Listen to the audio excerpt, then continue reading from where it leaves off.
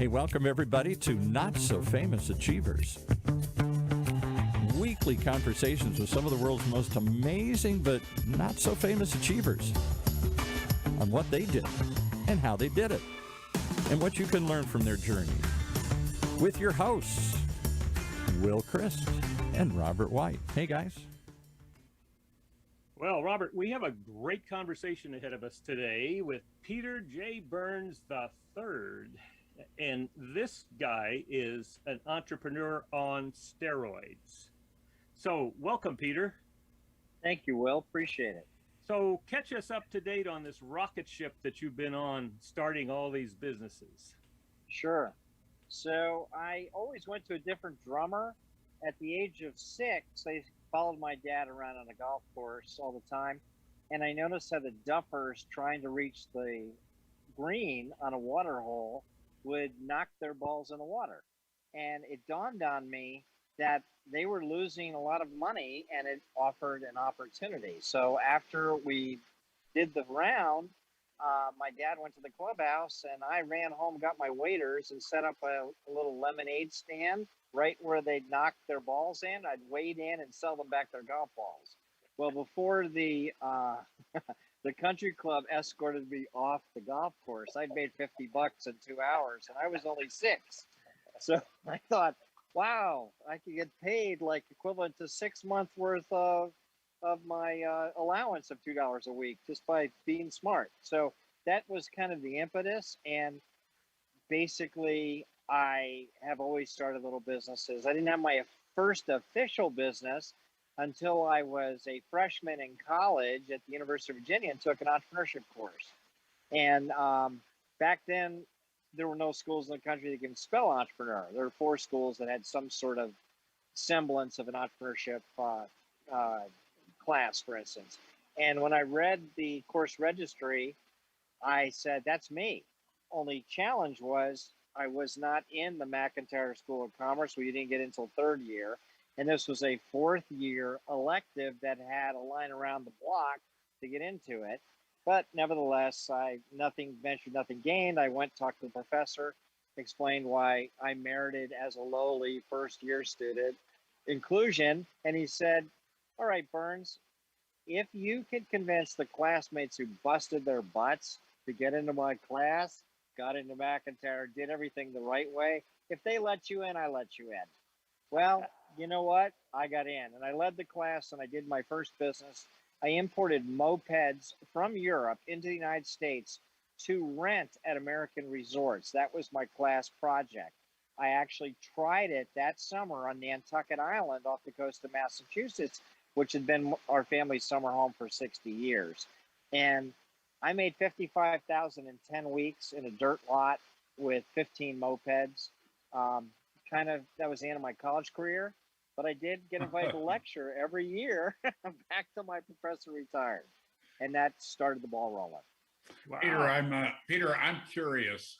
I think there are a few universities now that teach entrepreneurship with some kind of gravity and some kind of result focus, but it seemed to me that most of them that I've been asked to speak at or that I've learned they are done by professors that have never created anything except exactly right. Exactly right. So I had the opportunity to teach my own brand of entrepreneurship at the Barrett Honors College at ASU as an adjunct faculty member. My daughter was attending there, and I started Ready, Fire, Aim, and the course became one of the most popular ones on campus. 19 students produced 13 business plans. I actually started 5 companies. This was back in 2005. Second semester, I had 94 students in 4 different classes, and I infuriated the business school professors. I started talking about tenure being communism. Didn't go over well. So a rival university, Grand Canyon University, invited me the second year because I wasn't actually invited back to ASU. And I was able to co-found the first College of Entrepreneurship in the United States at Grand Canyon University. That was back in 2007. Wow. All professors were handpicked by me as bona fide entrepreneurs, and also verified by the accreditation standards of having a master's or PhD. And we were ranked number 2 program in the United States in 6 months for teaching entrepreneurship. Pretty cool. All right. So talk about some of the companies that you've started. Sure. Gosh, I've been in almost every category of business except for restaurant and bars, and that was because I learned that restaurants and bars have more partners than they're aware of. One of my friends was a bartender, and he showed me how other bartenders would become the unknown partners of the owner of the place. And I vowed at that point never to get involved in an all cash business to belong to somebody else.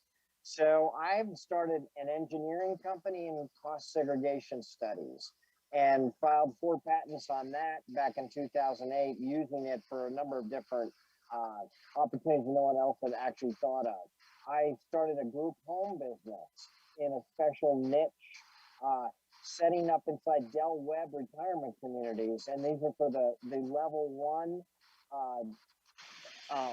becoming older person who just can't quite take care of themselves. Luxury houses. I had 3 10-bedroom, 10-bath homes in this Del Webb community. Unfortunately, I was trying to open up just before COVID hit. Oh, well. I've tried a lot of things. Not every one of them worked. A lot of the ideas are pretty good, but I've made a lot of money in several different businesses. I had a large travel company. I had a deal with the country of Vietnam. Let's see, what else did I have? I've pretty much been in every single category of business you can think of, because if it makes a profit, I get involved. Cryptocurrency, I was one of the first people to get into cryptocurrency, but not as a trader. I took the model of the company store that was set up where the gold rush. Everybody needed a pickaxe and supplies.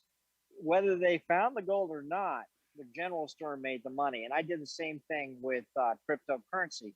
I set up a cryptocurrency mining funding resource and an insurance program. They all needed it. Whether they made their fortune in crypto or not was secondary to me. But that was a great entree into that particular field. I've been in everything. Peter, I'm curious.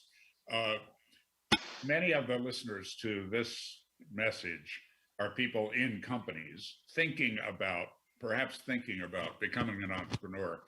You know, you've gone to the point of actually teaching it to young people, but how about that mid-career person? What is it? It sounds like you were like born to it and certainly honed some skills about it. What have you learned that would be of benefit to our listeners, people that are maybe thinking about it or maybe starting out with a little idea? Well, that little idea can manifest into a real business, but you're going to need the mentorship, and you're really going to need the access to funding. So I took those 2 items and I created a methodology to actually put people into business. Now, I have a brand new launch program called the Millennial Queenmaker.com. Are you still there? I'm sorry. Yes, go ahead. Oh, good. I have created MillennialQueenmaker.com, which targets the young people that never have a chance. They've gone to college. They owe a bunch of money. They have accumulated these degrees that no one really cares about. There are no jobs. Then they entered into like the serving industry as a temporary thing. And then, of course, COVID wiped them out. So they were doubly screwed, basically. And I was able to put together my methodology of teaching, mentoring, and providing capital on a loan basis to these individuals. We launched it. I have 90 applications in 2 weeks. We're going through the vetting process. I'm pretty excited about that. Likewise, anyone contemplating starting a business has the same resources available from me through Burns Funding. And Burns Funding was an aggregate of all of the financial resources that I have accumulated in 45 years of business. I have approximately $1.5 billion worth of loan capital available for me to deploy. I guarantee it. It's non-recourse money, and it allows people to try their their best and brightest business with our resources. So if you're a millennial woman, you can go to millennialqueenmaker.com. If you are anyone else, you can go to burnsfunding.com, and I can provide all of the educational components, the mentoring program, and the money for you to start. You have to get qualified, but I have an internal banker that qualifies you according to bank standards for access to my capital. And honestly, I don't know anyone who can do it quicker, faster, and easier, and as many times, rinse and repeat as I do. Again, that was the interest I had on this program, because not everyone knows about this. And through resources such as your podcast and your audience, I'm hoping to open up the doors to entrepreneurship to a lot more people. Well, I expected 3 tips or something like that. I should have known with an entrepreneur that you would see the need and jump into it with a solution. Wow, that is exciting. Well, it's all about doing it rather than talking about it. So I ended up with 100 moped and other recreational, like bikes and things like that, stores around the world in only 2 years. Actually, it took me, and I ran it for 20 years. And I can't tell you how many people asked me how I got my start. And I told them moped rentals, I imported and rented them, and how they said, oh, I had that idea. And, I must have heard that all 200 times. And every time I asked, where was your shop? They said, oh, no, I didn't actually do it. People talk a good game, but they never actually take the plunge. I make it easier to take the plunge with my resources. All right, so Peter, in talking to people who have this entrepreneurial bug, do you find that entrepreneurs are born, or can anybody be an entrepreneur? Well, I would say that there are 2 distinct types of entrepreneurs. I'm what's known as a pure blood entrepreneur, like a pure blood vampire. That means I was born to be an entrepreneur. The other people are people who are stuck in a corporate environment, either have lost their job or wish they had lost their job and got out of it and actually tried something. But before it's too late, you need to really look and see what the opportunities are. You solve a problem, that becomes a business. You have the mentorship is really important to be taught.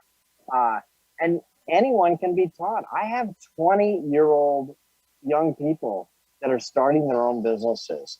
Now, it doesn't have to be the end-all business. I encourage people to have multiple businesses. Just like multiple streams of income, have multiple businesses. You find the right people to put in and work for you, and you work on your idea, and you get the right help and the resources to be able to do it. So that's really what I focus my energies on. We focused here on your success, which is incredible. How about failure? Have you had a big miss? I call them practice or tuition. Rather than finishing college, I paid tuition. And ideas, I can give you one spectacular failure. I'm a preppy. I went to prep school. I went to UVA. I went to Harvard. I grew up in New Canaan, Connecticut. I liked preppy clothes. I lived on Sanibel Island every winter and Nantucket in the summer. Well, on Sanibel Island, I thought, gosh, rather than keep ordering from the old University of Virginia clothier that I had shipped years after I got out, why don't I own a preppy store? So I spent $100,000 getting a great store, renting it out, improving it, stocking it, and I was the only customer. I failed to note that why are you going on vacation in a little Gulf of Mexico island to go buy clothes that you buy when you're back home? Oh, well, that's a resounding failure that I remember. And I failed at other things too. But again, it's not failure, it's practice. Well, I think a hallmark of entrepreneurship is renaming things. We're good at that. Well, also in America, we're the home of the second and third and fourth chances. We're applauded when we get the crap kicked out of us and get back and do it again. Other countries, you're one-hit wonders. You fail, everybody remembers that. The media boasts about it, and you're dead on the water. Here, oh well, you get back up and do it again. Peter, let me share something with you. This is Entrepreneurial Leap by Gino Wickman, and this is his project now after EOS, after the Entrepreneurial Operating System, and what he's saying is that there are people who aren't equipped to be an entrepreneur, and he talks about 6 different traits of an entrepreneur. Let's see what you think about this. He says, number 1, you have to be a great visionary. You got to see what's not there. You got to see the place of value where you can bring value to something. So next, you have to be passionate. And I can certainly sense that you're passionate about these things. He said, you have to be a problem solver. You have to be driven. You have to be a risk taker, and you have to be responsible, i.e., you don't blame anybody. Does that make sense to you, that this is a core of entrepreneurial success? No, you're dead on, but I also want to point out that people that don't necessarily have any or all of those skill sets become part of an entrepreneurial team. And as long as they have the visionary and have the risk taker and have all of those other attributes that your Leap author put together, combined, you have an entrepreneurial team. You create a business. Not one person is a business. What was that old saying? No man is an island. Well, it's the same thing for entrepreneurship endeavors. These businesses require a team, and the team is a component of all of those factors that you just listed. And so if somebody was bored, frustrated, wanted to get out of their current the place that they had to go to work every day, but they hate it, they want to get out of that. If they don't have all of these, they can go find people who do. Yes, exactly. Well, that's an important piece. I mean, we're really talking about the entrepreneurial spirit and how people can bring that off, because what I know is that a visionary with all of these needs other people around. I certainly agree with that. No question about it. You totally need a team around you.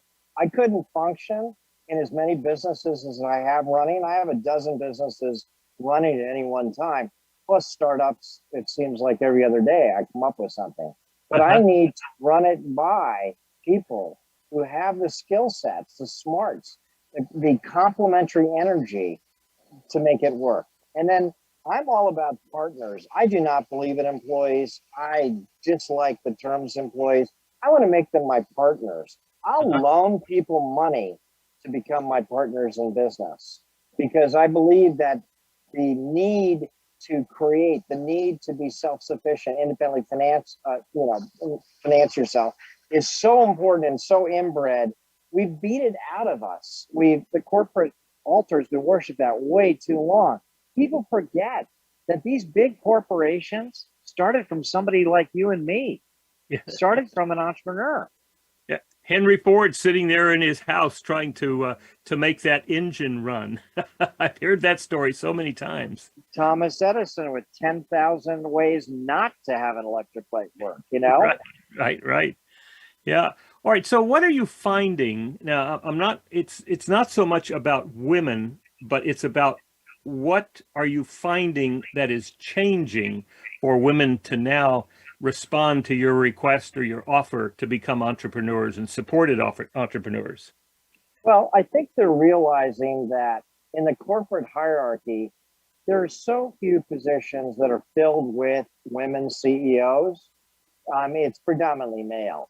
And if they don't make the rules themselves, they're not going to be the CEO. They may as well be CEO themselves. And this is something I'm trying to teach. I also have 2 daughters who have given me 9 beautiful grandchildren, and 4 of those grandchildren are women, are little girls. I am always advocating to my daughters and now my granddaughters to be financially independent of males. Make your own money. Women are smarter than we are. We just have to accept that fact. They're multitaskers. They simply need to be given the same opportunities that we do by birthright as males. I like to extend that to them. Okay. So you're saying that one of the shifts has been a shift in the availability of funding and of mentorship for women as No entrepreneurs. question. No question. We're finally taking them seriously. I always have.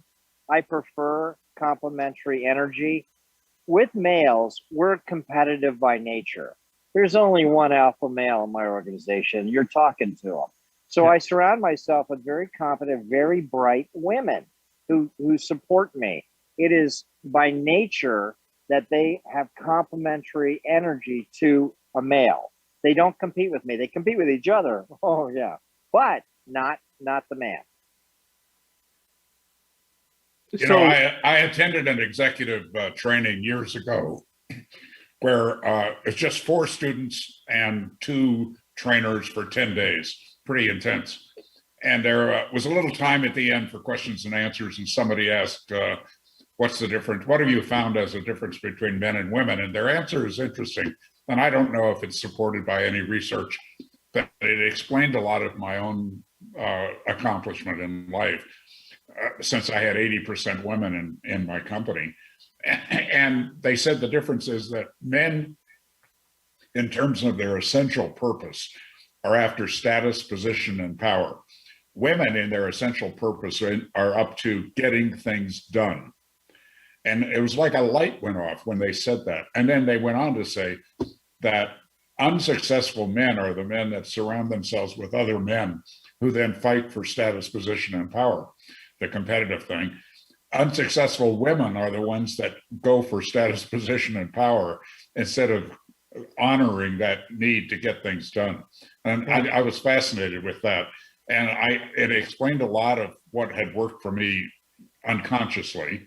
I didn't have that awareness going in, but I've always been impressed with that aspect of a difference between men and women, that women they'll collaborate, connect, do wild things.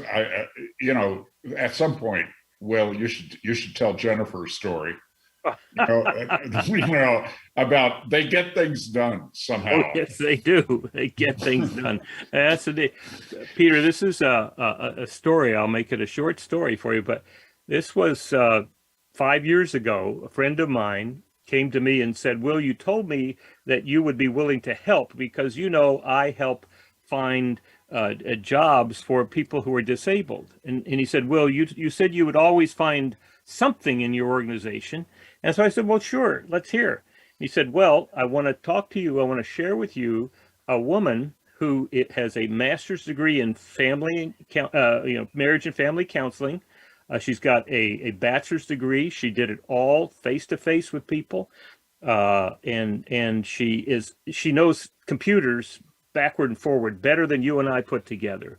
She said, "Now she has muscular dystrophy, and she can only move 3 fingers on her left hand. She is in an electric wheelchair, has a respirator. She's got nursing all the time, and she has gone on 98 different job interviews, and no one has offered her anything." And I said, "Well, okay, I'm a good Boy Scout. Let's see what we can do." Well, she came on board, and within 6 months, now she was on she was being sponsored by another organization. Her compensation was being paid, and I said, "Jen, I want you to come work with me, but you know, I don't want to make you feel uncomfortable. So, would you be willing to spend a little time telling me what your limitations are, so that maybe I could shape the job to fit you?" And she said, "Sure."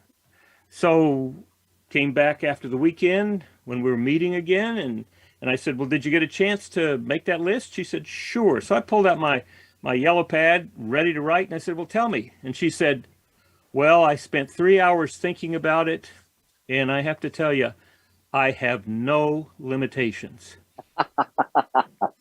I said, "Jen, what do you mean you have no limitations? You're sitting there in an electric wheelchair with 24-hour nursing. You can only move 3 fingers of your left hand. You've got a respirator. What do you mean?" She said, "I have no limitations." And I said, "Well," and I got very frustrated at that point. I'm embarrassed by that, but I did. And I said, "Okay, show me." I said, see that box over there? It was about a 6-foot long box, 3 feet high and square. I said, that box is filled with 50 3-ring binders that are all wrapped up in bubble wrap. They need to be unboxed and they need to be placed on, you see that space over there? That's where the bookshelf goes that they're going to go on. And it'll probably have to be ordered and assembled. So that's what I want you to do. And she said, okay, open the box, take the 3-ring binders, get the bookshelf, put it on it. And at that point, I was just frustrated. And I said, fine. Left, came back 3 days later. And you know what I found, Peter? Here's that bookshelf. It's not only just done, there's no mess from the box. All the 3-ring binders are on this beautiful bookshelf that's been assembled, and they all had, and every shelf had a label on it. And I said, Jen, did you do that? She said, well, yes. And I said, how did you do that? How in the world did you do that? And she said, well, Will, you know, for 34 years, people have not understood. My nurses are my hands and my feet. I have no limitations. He's a delegator. Oh my gosh. Absolutely. Absolutely. She's been working for me for the last 5 years and she gets it done. That's fantastic. That's a great story. And it just goes to show you, we have perception of the inability to make things happen. That is our problem, not the people like Jennifer. That's right. That's right. I have no limitations. And it seems to me that is that last item on Gino's list, is to be responsible, to not, to have no limitations. You don't make excuses. You don't make excuses. Yeah. The moment you start making excuses, then you've devalued your own ability. You know, this might be a good time to take a short break and kind of breathe in this incredible treasure of being able to interview Peter today. Time for a break.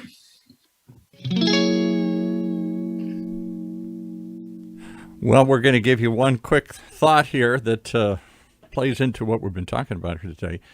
Our two hosts have lived extraordinary lives and been extraordinary entrepreneurs, and Robert White, certainly one of them. He mentors extraordinary entrepreneurs and executives just like you, people who want better results from their leadership performance. He shows them how to turn those results into increased personal joy and satisfaction as well. Robert founded and led 2 large training industry success stories. He's been there and done that, and his experience will help you find and achieve that extraordinary success you seek in your life. So why wait? Reach out and see what Robert can do for you today. Just email him at robert@extraordinarypeople.com, robert@extraordinarypeople.com, and start living the extraordinary life you've earned.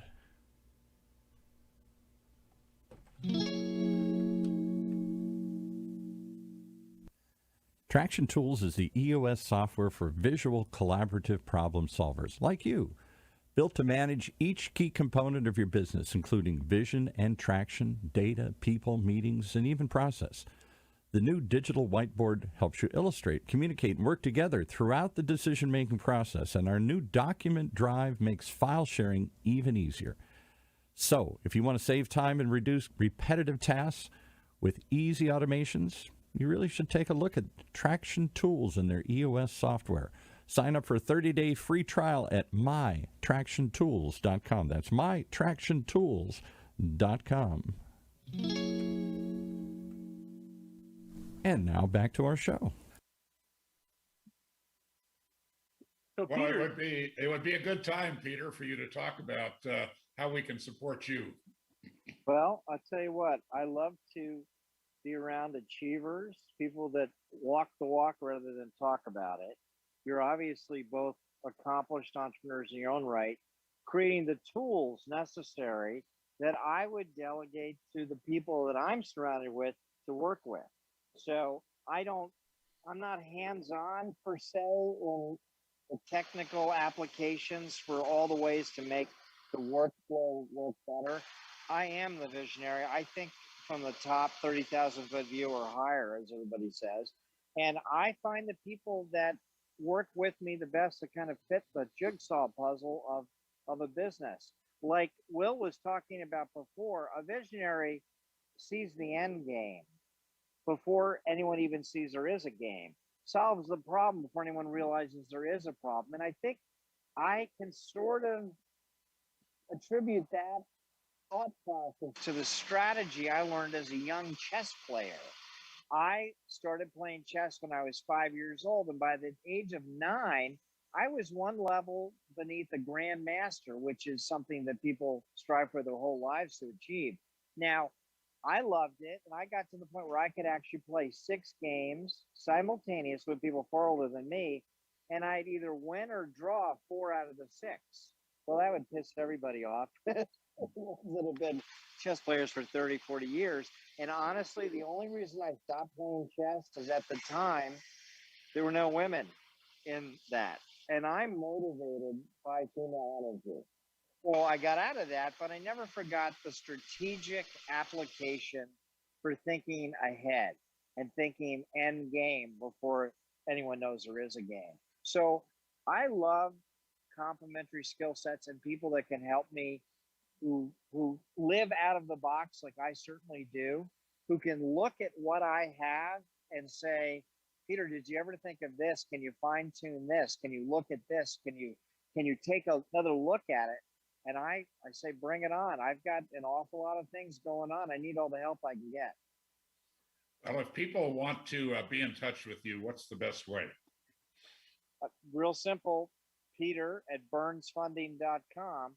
But I really suggest they go to my personal website. It has kind of like my history. It has my current ventures. It has future project. It has the history. It has all the press and all that stuff.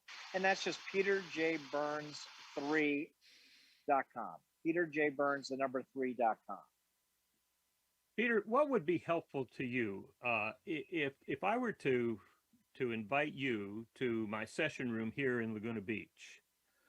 Could we invite women who might want to participate in your project? I welcome that opportunity. I welcome you to put on a seminar where I can actually use my long-term 45 years worth of experience and basically direct the conversation to the individuals who may have an idea, who may have a wish, a dream, and they don't know how to kind of put it together. It's kind of like a puzzle, a jigsaw puzzle, but I do have most of the pieces that I can assemble. I just need an audience. I can tell you something that I did that may lend itself to your thought process here. So I was one of the original 21 members of YEO with Michael Dell, Neil Balter, Peter, what's Peter's last name? He started, what did he start? He started the big, huge real estate company, Peter Thomas of Vancouver. And the only requirements back then was you had to be a multimillionaire and be under the age of 30. Okay, there weren't a lot of that back then because entrepreneurs were sort of the redheaded stepchildren. This was the age of Gordon Gekko and corporate madness. And it was like, no one paid attention to we entrepreneurs. So in self-defense, we started our own organization.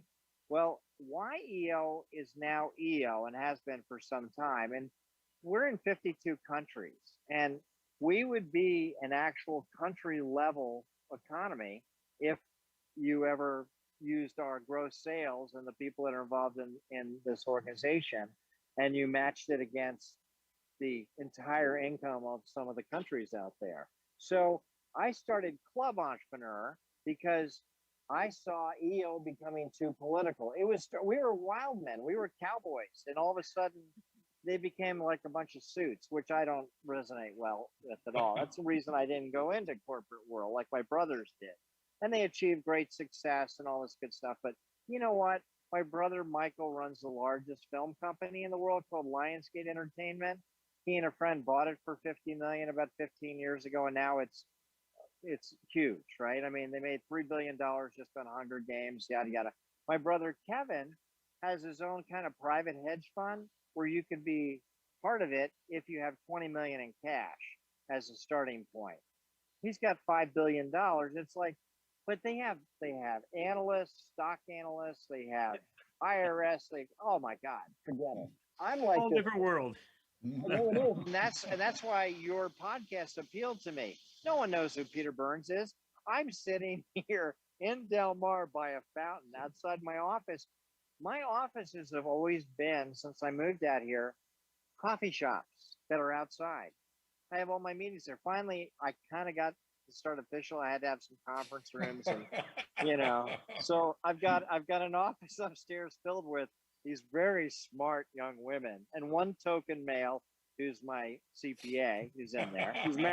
He's married to one of the women. But when I had Club Entrepreneur, which I started as a second generation YEO, I used to host events, and I'd host these events and I'd have 200, 300 people show up, where I'd get some of my contacts, like the chairman of the board of Avnet, who was a friend of mine. My little brother came and talked about the evolution of Lionsgate, and on and on. And these Club Entrepreneur members would say, gosh, we wish we could see each other way more often than, just the monthly meetings. And we love connecting with everybody. And it kind of forced me to think, how can I make that happen? Now, at the time, we were going through a catastrophic commercial real estate, devastation. There was a lot of empty commercial property. So what I did is I rented an entire floor of a high rise in Phoenix, and it had 30 offices and a big room to have the events. And I think I'm one of the first people to ever get into co-working spaces. And that became my first of a dozen different co-working spaces to house my Club Entrepreneur people. Then we'd have these big events, and I'd only have room for 30 entrepreneurs with their startup businesses, which was fantastic. But the other people would come up and they'd say, we'd love to get to talk to you and all this kind of stuff. So finally I had my secretary, I said, you know what, let's do a video email or weekly video email to all of our 10,000 members in Phoenix. And I said, let me invite them to sit down and talk with me for 45 minutes. And 1,000 of them took me up on the offer. So for 8 months straight, I met with 1,000 Club E members, and it was the most enlightening and vivacious experience I've ever done. I started 36 businesses, raised millions of bucks before they even got back out to their cars. And I said, you know what? This is what I'm best at, connecting the dots. So to your point, bring them in, I'll connect the dots. I will tell you, I'm not going to promise, but there's a pretty good chance I can start a bunch of businesses with who you bring into your room. A question for you. Is it a 1 day? Is it a 2 day, a 3 day? What is it that would be the most impactful? Give me 2 or 3 hours, Uh-huh. have a couple of breaks, and I will put my resources together and I will wing it, which I'm famous of doing. There'll be really not much of an agenda. I will have one of the smart people in my office put together an agenda to give to the people that are more familiar with and actually like to read stuff. Me, I need a couple of notes on the back of a pad, and I can put it together. I'll have them come with their idea, what they'd like to do. I'll have them come with what they have available in their own world. Do they have extra time? Do they have good credit? Do they need their credit to be fixed? Do they have resources of their own? Do they need my resources? What do they want to do? What's their passion? And I'll hit those 6 points, find out what they're missing, and I'll substitute my resources for what they need to make the deal work. Great. Well, with EOS, what our goal is for people to live the EOS life. And that's 5 things. That is, to do the things that you love doing, which obviously you're doing, to be doing it with people that you love, to be making a great significant contribution, to be compensated appropriately, and to have plenty of time left over for your other passions. And to me, the kind of thing you're talking about is one of the steps on the way to getting to that EOS life. I agree. You could use your system to implement the raw material that you bring into the room with me. Give me 20 women. Give me 20 women, I'll fund as many of them as I can and use your system to Good. fill in the different pieces. Now here's a sensitive question for you. And it's not really about the current women that you have, but how do we go about bringing in a diverse group? Have you already dealt with that in addition to women, but women from a variety of cultures, and races is one, but it's really cultures. Well, I tell you what, I have one of my fellow, he's not an employee, he's a business partner of mine who happens to be former military like I am, but he was 20 years retired major in the SAS. And if you're familiar with the British SAS, those are badasses. They are Delta Force quality. He has 7,500 jumps. He's also a whatever you jump off buildings and stuff. What do they call those? Whatever the heck he is. He's done TED Talks. He's brilliant. He has devised a lead generation system specifically to find potential millennial queens. He took one of the young women that I consider the paragon millennial queen, and he reverse engineered her in a process to go search out through a series of questions and ads and all this kind of stuff. While he's doing that, and it costs a fortune, by the way, I came up with something pretty simple because I'm basically lazy. Let me get to the point as quickly as I can. Let me do 12 other things simultaneously. So I had remembered an experience where I needed a personal assistant. And I put an ad on one of the job boards called Indeed.com. And I basically said, I'm a diehard entrepreneur. I need somebody who can keep up with me and help me do all the details, which I lack. And I got 252 applications in 2 days. And to read 252 resumes, not so much. Lucky for me and lucky for her, a woman answered my ad and I hired her on the spot after I realized we were kindred spirits.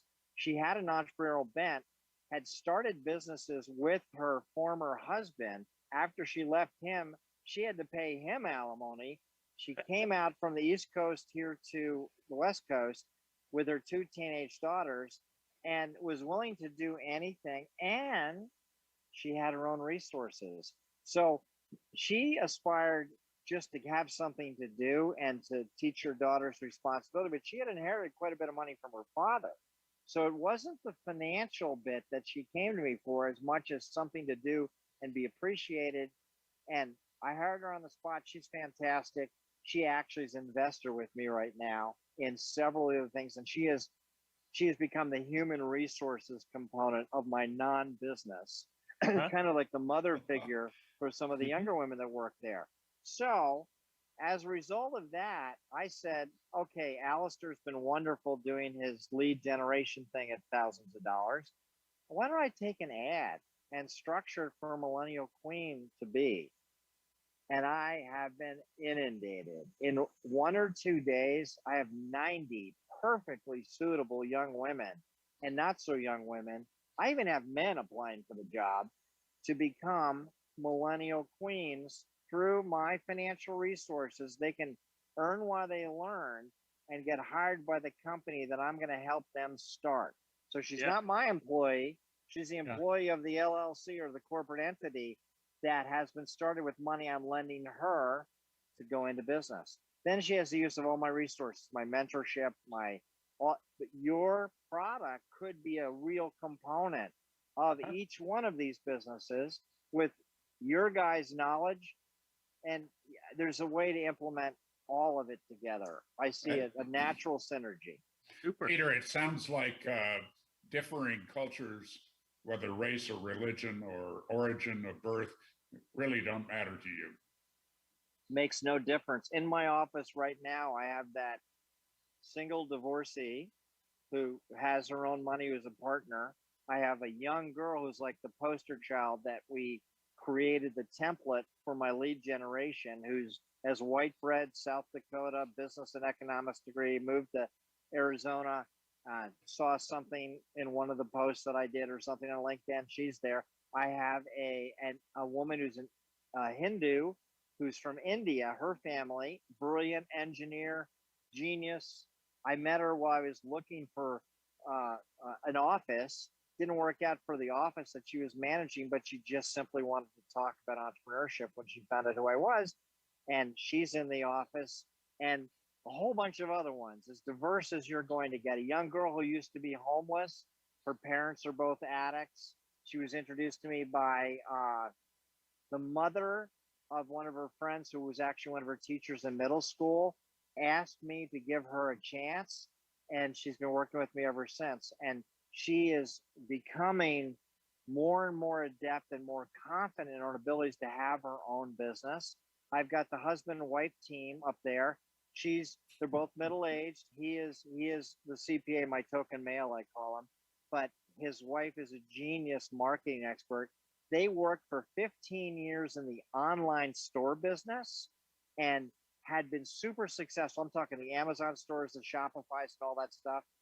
So they had a client that had a $200,000 a year gross store, which is nothing.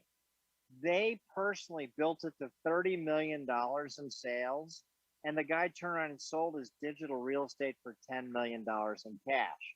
They looked at each other and said, what do we, chop liver? We can do that. So I got them on their ascension of their own consulting company, where they connected with me on LinkedIn. And I said, these online stores in every category are the perfect entree level for the Millennial Queens, the ones looking for passive income, as well as other people. And I'll lend the money to get into it. So they're now with me full time. They moved down here from Michigan. That's not a tough sell, by the way, to move to Del Mar from Michigan. And they become fantastic components of what's going on. They handle not just the online store component of what I'm doing, which becomes available to anybody, men, women, doesn't matter. It's passive income, and it's a lot of income, and can be started. They have such a unique proposition. $50,000 soup to nuts. They get you started and go. Their profits only come from half of the profits the first year. After that, you're on, you only make all the profits. And because they're so motivated, they don't make money unless they make your store make money. They're perfect partners. And they're, of course, do everything else too. Peter, we could talk to you for hours and hours, but we need to wrap up soon. Just a personal question. Have you, Del Mar, my experience of it is, it's like the ideal beach town. I mean, it's really a beach town. And I thought you might know a guy named Don McQuiston. Is that a familiar name to you? No, and that's an unusual name. I do not know him. I mention it for two reasons. He designed and produced several books for me. I was in I published 9 coffee table books about the national parks, but I also did our One World, One People book, was Don's design. And he has the all-time great company name, McQuiston and Daughter. Oh, well, I should meet him. I should meet him. He's a wonderful, wonderful man. And his daughter is like the stereotype of the California girl. The first time I met her, she was walking out of the surf with a surfboard under her arm, wearing a very revealing bikini. And smart, talented woman. So my memories of Del Mar are positive. Will, what do we need to do to wrap this up? Well, Peter, we will be in touch, and we'll have some things up here so we can begin to draw on.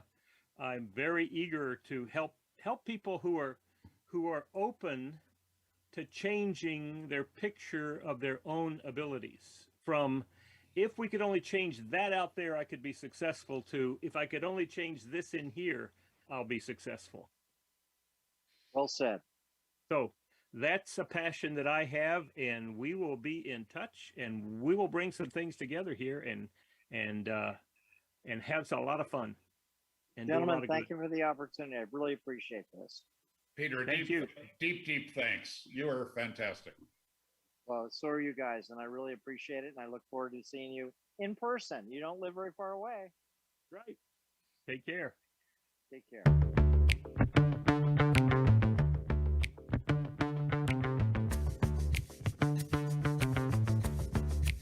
Well, there you have it. Another fascinating conversation with maybe a not so famous achiever, certainly a successful one. Right here on Conversations with the Not-So-Famous Achievers. Streaming live from the Cove here at the University of California, Irvine's Beale Applied Innovation Center on Orange County's only community radio station, octalkradio.net.